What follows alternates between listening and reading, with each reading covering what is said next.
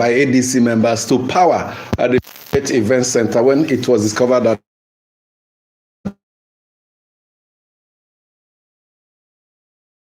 Mazy entertained cases involving the ADC leadership and the PDP leadership. But another part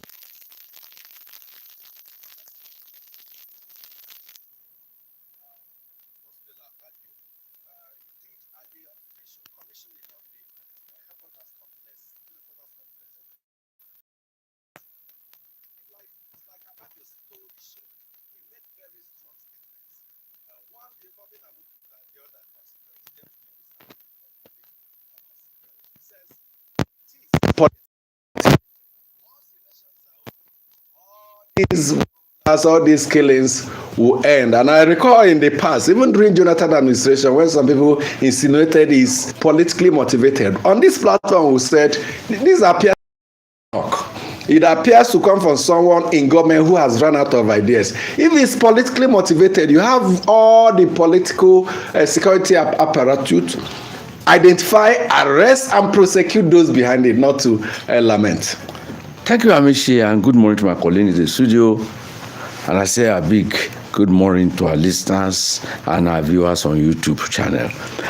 You see, one high ranking, I won't mention the name now, 1 year after the brutal assassination of Funsho Williams, a top politician in Lagos. I carried my camera as a reporter. I went to police headquarters. I saw for an interview with him. He said, please switch off your camera. I want to confide in you. He said, we lost it. I said, what do you mean by we lost it? He said, we lost it when we allow politicians to seize the narratives. And immediately they seized the narratives, it was difficult for us to get ourselves together.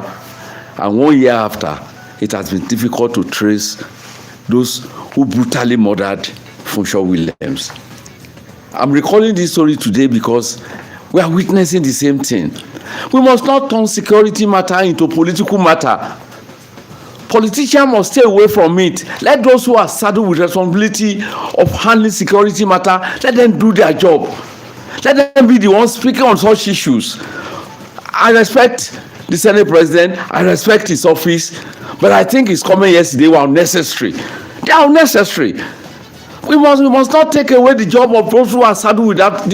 And then when we now be talking about politics, serious issue. We are seeing killings.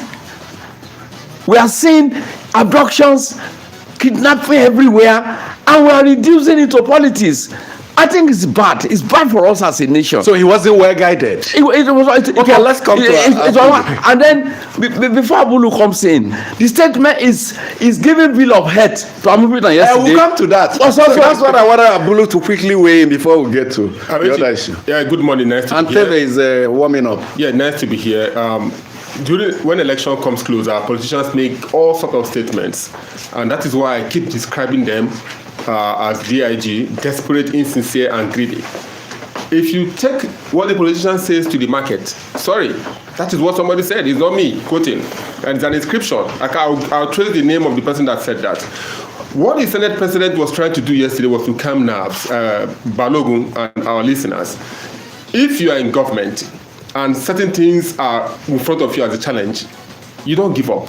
I think the Senate President was trying to find an easy way out of the overwhelming escapist route of the overwhelming insecurity that has befallen Nigeria. So it's an escape route he's trying to look for. You don't blame him. He's a politician. He has grown in that rank as a politician, starting from where he was to governor. No, I'll blame him because he has to, now, as the head of the parliament, nothing stops the Senate from carrying out investigative hearing on the sponsorship, alleged sponsorship of insecurity by politicians. He can summon all the security agencies and indeed any other person in Nigeria and extract from them intelligence so that he will come up with evidence that yes, these are the people, just like the Nigerian government published the names of terrorism financiers. After diligent work, the Senate President should use the powers of investigative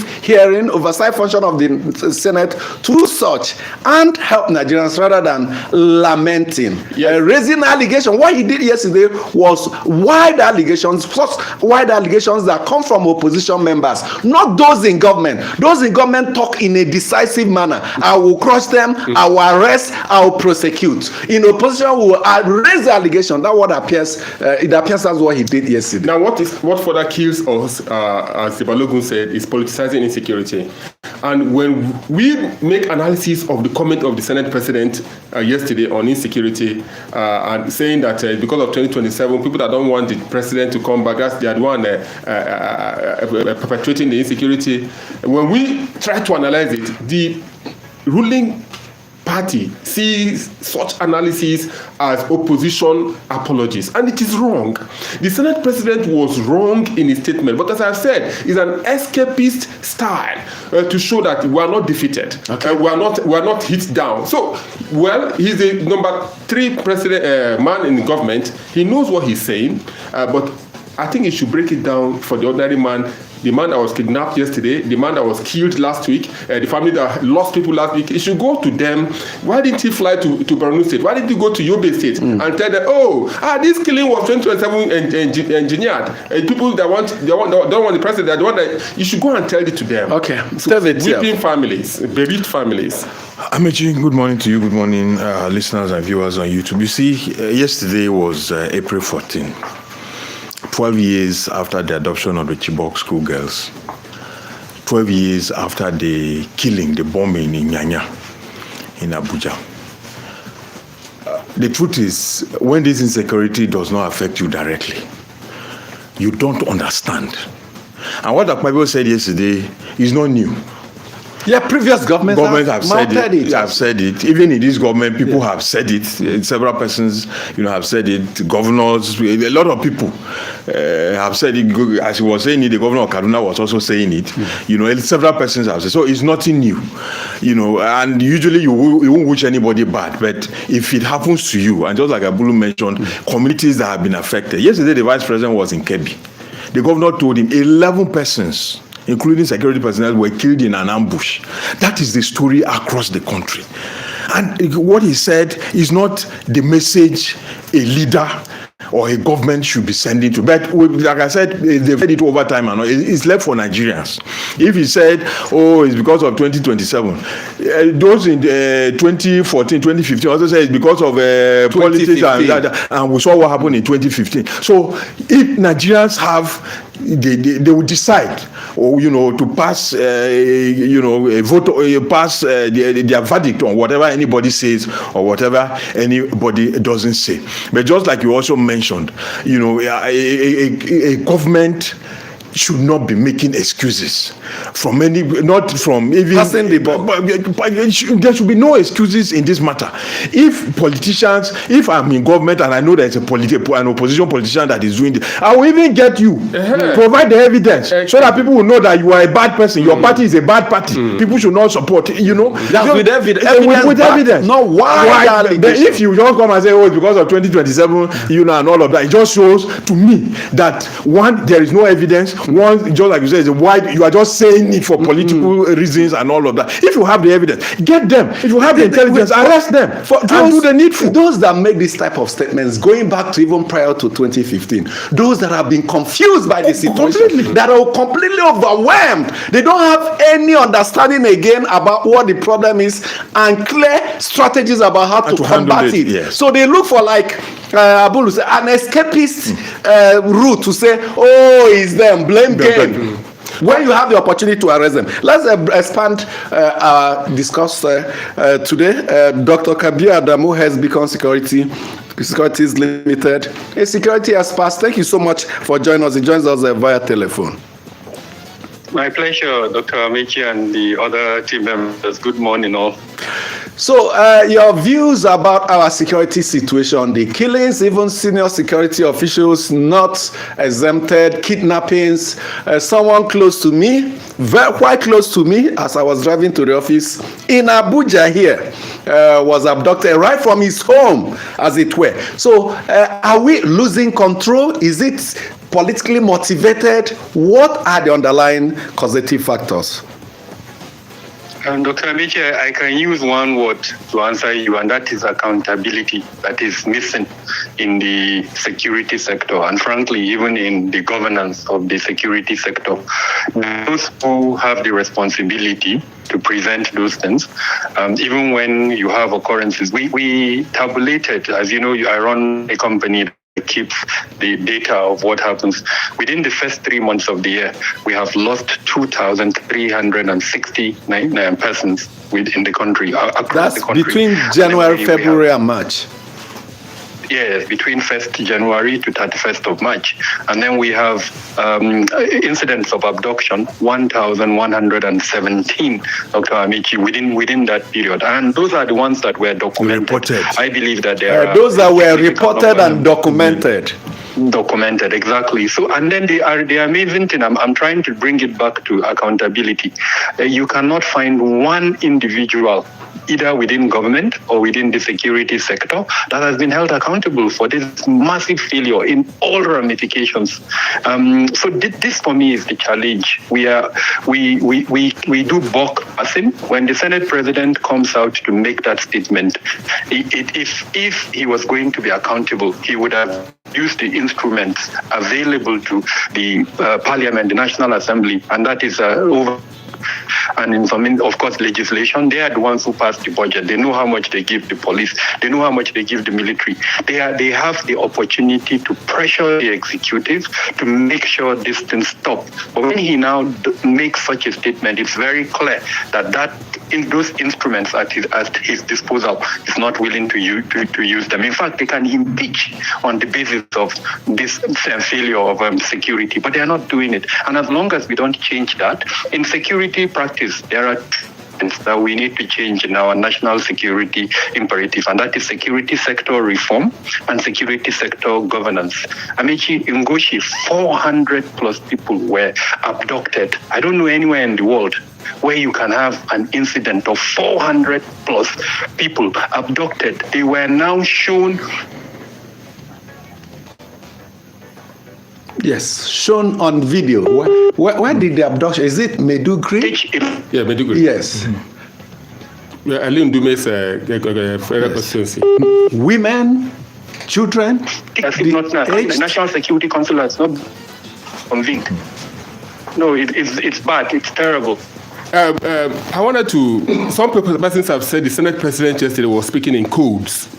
Probably he knows, he has more information about those that are sponsoring the insecurity. Then secondly, maybe you give us a breakdown of this accountability you are saying in the security sector. Yeah, we are with you. Yes, you said there is no accountability in the security cycle. Last week, some generals, senior officers were killed. What really are you talking about accountability? When the governor of Borno State told us that there was intelligence 3 days prior to the attack on a brigade and nothing happened. When you talk about accountability, one, is it that the funds given to them, they didn't utilize it well? Two, is it that the equipment they bought, they don't know how to use it? Three, could it be that they are complicit? Oh.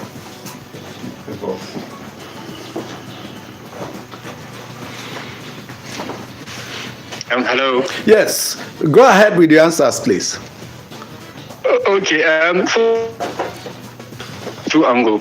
Operational accountability, which means you would have performance indicators to say, so for Operation Lafia Dole, these are the measurements. Over the 27 local governments in Borno State, they are going to clear, they are going to take, they are going to hold, and they are probably going to hand over to the police. And that can be measured within a period. That operation has been going on for more than a decade. What measurement, what exit strategy, what sunset closure is there in that operation? Nobody, even the National Assembly, is not asking those critical questions. Now, the other aspect is financial accountability.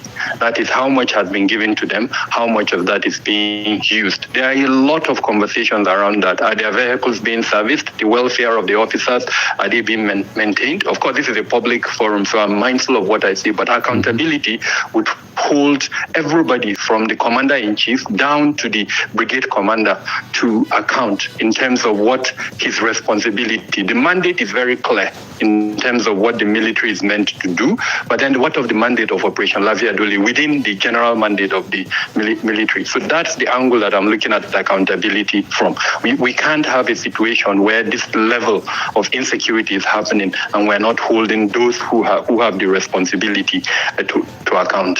Thank you so much, Dr. Kabir Adamu, Managing Director of Beacon Security Limited, for giving us your perspectives. My pleasure. Thank you for having me. So he's harping on accountability. For instance, the president is accountable to the National Assembly. As the chairman of the National Assembly, the Senate president was sitting alongside the president, and the president is the commander-in-chief, who as opposition leader held a sitting president to account over insecurity and told him, the buck stops on your table. What stops the Senate president from asking the chief security officer and commander-in-chief, what is wrong with our security situation, rather than looking for people to blame? That function yesterday was an executive function. For the president of the Senate to even be there, for the what's that other one now? Speaker of the House of Reps and all those people to even be there speaks volumes as to what we are talking about. Should they be there in the first place? Under such circumstances, they will tell you. It's a state function, and there's nothing like state. It's an executive function. It's not a state function. They should be holding a parliamentary inquiry. When they have their own functions, do they see the president? Do they see ministers and all those people attending? Correct. Unfortunately for us as a nation, since 1999, every public function on the eve of an election is a campaign ground. Yeah, sure, we know. You made a very strong point. It's sad. There are executive functions, there are judiciary functions. If the judiciary is holding a retreat for, it should be within. So these are steps you must take to safeguard your independence. This is the president of the Senate that the president Tinubu would send to go and commission, inaugurate a project on his behalf. When you have an SGF, when you have a chief of staff, when you have ministers, you have everybody. It is the what does that kind of an errand boy? Exactly. Boy, where are you? Come. Go and represent me there. Mentioned yesterday that I was going to send jokingly that I was going to send the Senate president to disrupt. He has become his errand boy now. But jokes apart, we have to go for a break now. So the Senate president has another errand for the Senate president. This is the man that is supposed to hold him to account. But the man you hold to account is sending you on errands. Well, continue to run the errands. You have the right to do so. But when we come back from the break, we'll hear from you. Chidera is already in the house.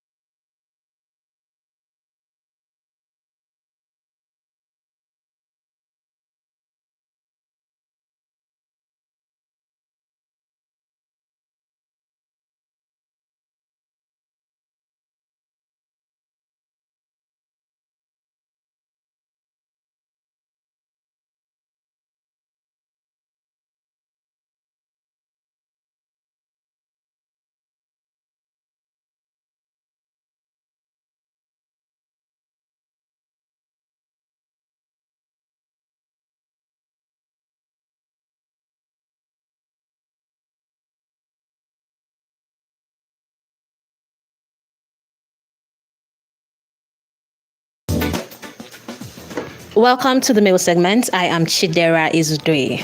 Our first mail coming from Apo is from Edward Isaiah, and he says, with the ADC going ahead with their convention, despite the confusion and the legal landmines on its way, and INEC's abstinence, it is left to be seen that the days ahead are going to unfold. My major concern is the role INEC has played so far in the debacle. While people are questioning INEC's authority to interpret court rulings, I would like INEC to answer just one question for me. Assuming without considering that the status quo antebellum, as pronounced by the court, means sacking the David Mark-led leadership, why then did INEC not recognize those who led the party during the period of the status quo antebellum?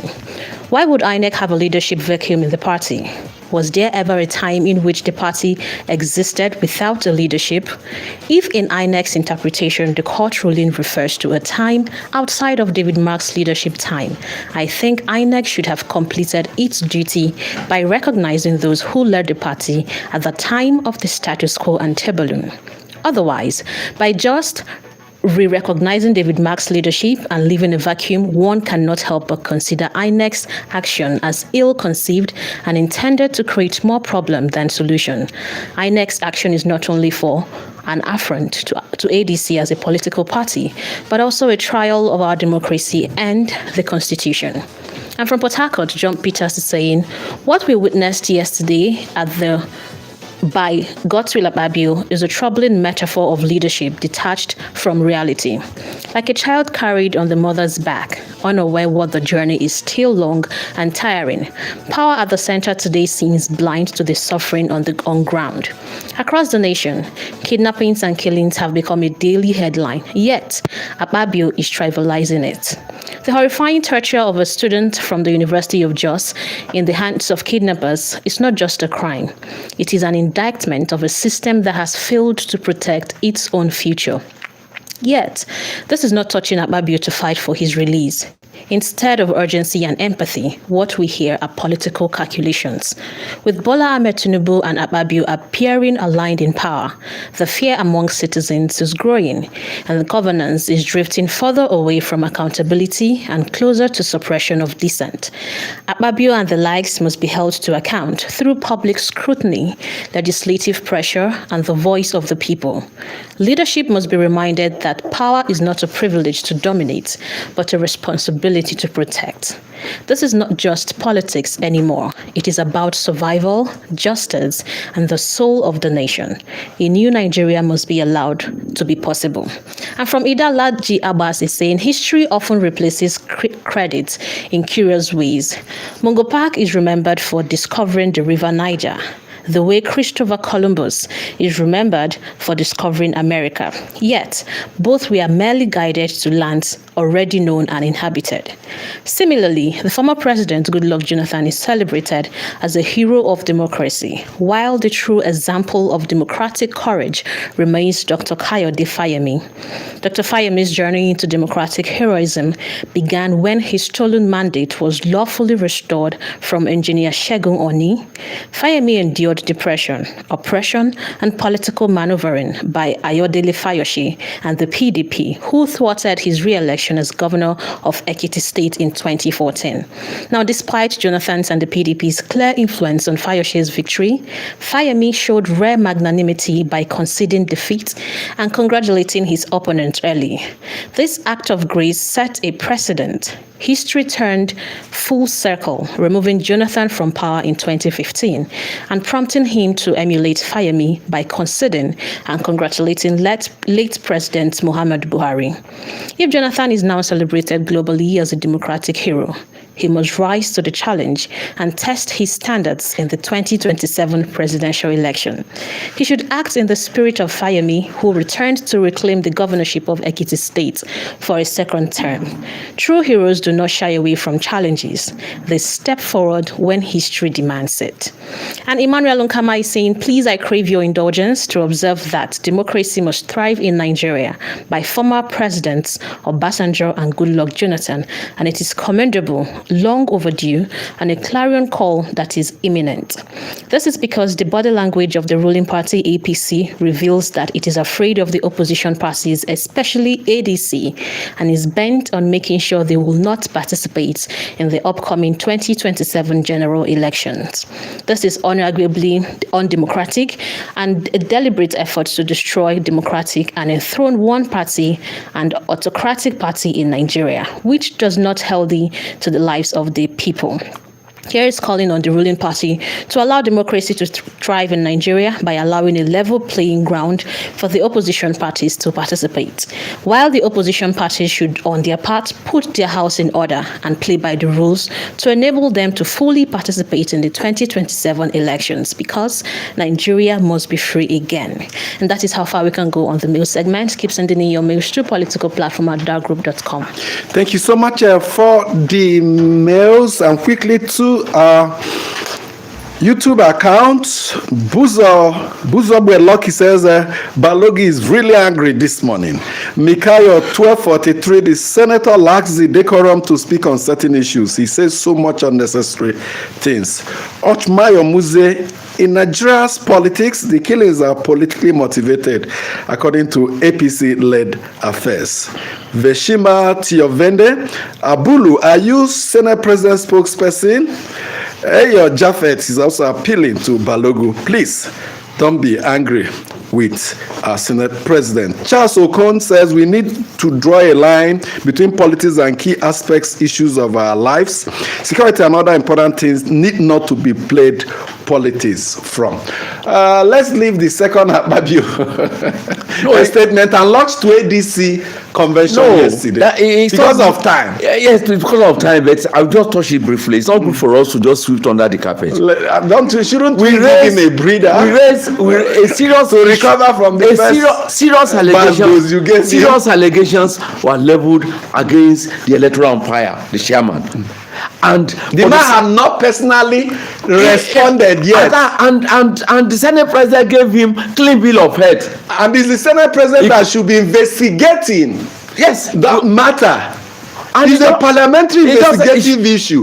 No investigation. It should not be bothered. No investigation. The man is like, I report a crime to the police. Before the police gets to the accused, they clear the person off.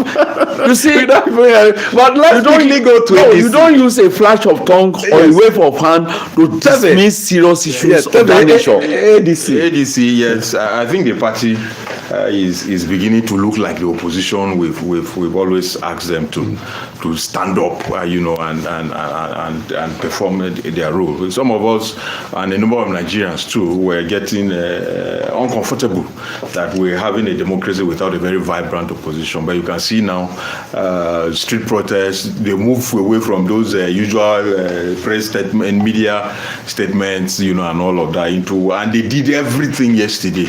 Despite us. There was sudden loss of power. They brought a temporary generator. The air condition. They were using hand fans to blow themselves and all. That is what you put all this with that, and you move forward with it. My only democracy is interesting. Very my only thank God he didn't finish that.